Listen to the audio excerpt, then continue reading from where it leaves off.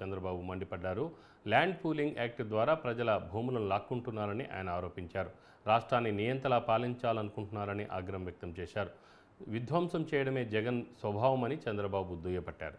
దుర్మార్గ పాలన తుదముట్టించి ప్రజాస్వామ్యం కాపాడుకుందామని చంద్రబాబు తెలిపారు. అయితే ఎండుందని యామారితే కొంపలే కూలిపోతాయి. నేను ఒకటే చెప్తున్నా, ఈ ముఖ్యమంత్రిని చూస్తే మీరు ఒక్కసారి ఆలోచించండి.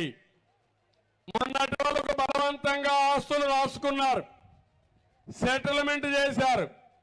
ఇప్పుడు కొత్త చట్టమే తీసుకొచ్చాడు. ఆ చట్టం పేరు జగన్ ల్యాండ్ గ్రాబింగ్ యాక్ట్.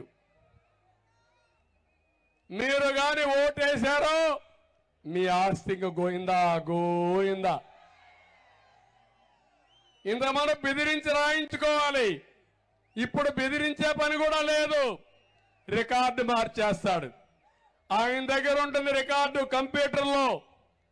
మీకెక్కడ కూడా రికార్డులే ఉండవు. మీకు ఈరోజు పట్టాదారు పాస్ పుస్తకం ఉండాలి లేదా అని అడుగుతున్నా. అయితే ఎండుందని యామారితే కొంపలే కూలిపోతాయి.